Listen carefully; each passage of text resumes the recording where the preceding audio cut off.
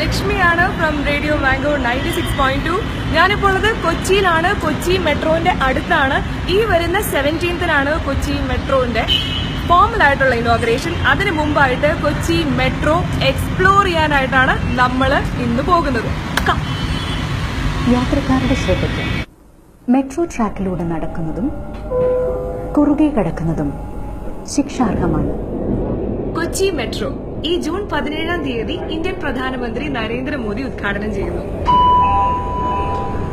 ദയവായി ശ്രദ്ധിക്കുക, സാങ്കേതിക കാരണങ്ങൾ മൂലം മഹാരാജാസ് കോളേജിലേക്ക് പോകുന്ന ട്രെയിനുകൾ മഹാരാജാസ് കോളേജിൽ നിർത്തുന്നതല്ല.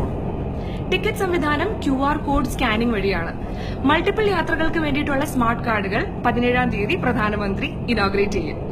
3 കോച്ചസ് ഉള്ള ഒരു മെട്രോ ട്രെയിനിൽ 136 പേർക്ക് ഇരുന്ന് സഞ്ചരിക്കാം. പക്ഷെ മൊത്തം 976 പേരെ വഹിക്കാനുള്ള ശേഷിയുണ്ട്. ആകെ 22 സ്റ്റോപ്പുകൾ ആലുവ മുതൽ പേട്ട വരെ. ഇപ്പൊ തുറന്നിരിക്കുന്നത് 11 സ്റ്റേഷൻസ് ആലുവ മുതൽ പാലാരിവട്ടം വരെ.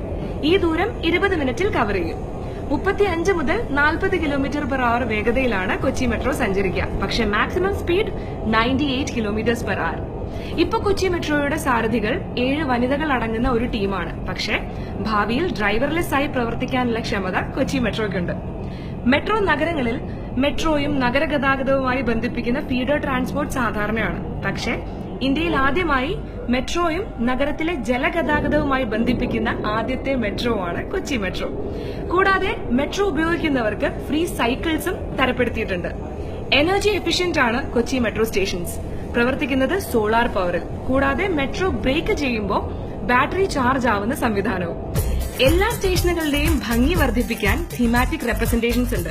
ഫോർ എക്സാമ്പിൾ, എടപ്പള്ളിയിൽ സുഗന്ധവ്യഞ്ജനങ്ങളും കൃഷിയുമാണെങ്കിൽ കളമശ്ശേരിയിൽ പശ്ചിമഘട്ടമാണ്. അങ്ങനെ കൊച്ചി മെട്രോയെ താങ്ങി നിർത്തുന്ന 4000 തൂണുകളിൽ നൂതന സാങ്കേതിക വിദ്യയിൽ ചെടികൾ നട്ടു വളർത്തും.